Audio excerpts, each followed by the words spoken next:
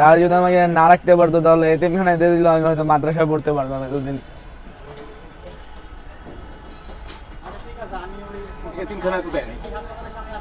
ফালাই চলে গেছিল, তার আমার দাদা দাদি নিয়ে পালছে। একদমই ফালায় চলে গেছে। আমাকে আর আমার ভাইকে রাত্রেবেলায়। তখন তোমার বাসায় একা ছিলা? দাদা দাদি ছিল না, তখন দাদা দাদি আসলে ছিল না, তখন আমরা বাবা মার সাথে থাকতাম। রাত্রেবেলায় ঝড় হয়েছে, বাবা ঘর থেকে বের হয়ে গেছে, কিছুক্ষণ পর মা বের হয়েছে। তারপরে সকালবেলা আসছে দাদা দাদি, আইসা বললো যে তোমার বাবা মা আসবে না আমাদের সাথে দেখা করতে, মানে আমাদের সাথে থাকবে না। তারপরে জিজ্ঞাসা করলাম, বলছে মা গ্রামে চলে গেছে আর বাবা কোথায় গেছে তা জানি না।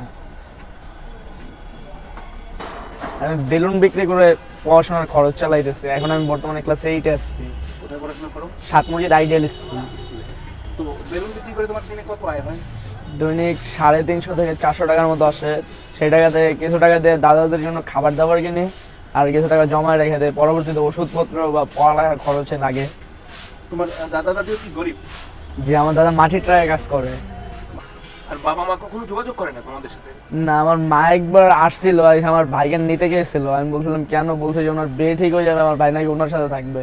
পরে আমার ভাই বলছে যে না, আমি তোমার সাথে যাওয়ার দরকার নেই, আমি এখানে দাদা দাদির সাথেই থাকবো। ও আসলে একটু বুদ্ধি প্রতিবন্ধী, কারণ পড়ালেখা করতে পারে না।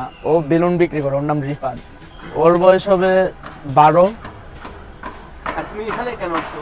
এখানে আসলে এখানে প্রতি বছর এই রোজার সময় মানুষকে ইফতারি খাওয়ানো হয়, এর বাদে প্রতি সপ্তাহে শুক্রবার মানুষকে খাবার দাবার খাওয়ানো হয়। এখানে আসলে অনেক বাচ্চারা আছে যারা টুকটাক কাজ করে আর কি। আমিও এখানে আসি, এখানে এসে মাঝে মধ্যে মানুষদেরকে, মানে প্রত্যেক দিনই আসি, খাবার দাবার মানুষদেরকে দেই, শরবত দিই, তারপর আমরাও খাই এখানে। তোমার কি মনে হয় তোমার বাবা মার থাকলে কেমন হতো জীবনটা? আমার বাবা মা যদি থাকতো তাহলে হয়তো আমিও ভালোভাবে চলতে পারতাম, কিন্তু আমি এখন যেটা পারি, মানে আমি ইনকাম করাটা শিখতেছি। আমার যদি বাবা মা থাকতো তাহলে এটা আমি শিখতে পারতাম না। আর তাছাড়া হচ্ছে আমি এখন যে সময়টা পার করতেছি, আমার বাবা মা যদি থাকতো তাহলে এই সময়টা আমার পার করা লাগতো না। আমার জীবনে ইচ্ছা আছে আমি বড় হয়ে সেনাবাহিনীতে যোগদান করব। বাবা মার কাছে যেতে কখনো ইচ্ছা হয়? আগে যেতে ইচ্ছা করতো যখন ছোট ছিলাম, কিন্তু এখন আর তাদের কথা মনে করলে শুধু আফসোস হয়। তারা যদি আমাকে না রাখতে পারতো তাহলে এতিমখানায় দিয়ে দিল, আমি হয়তো মাদ্রাসায় পড়তে পারতাম এতদিন। এতিমখানায় তো দেয় নাই।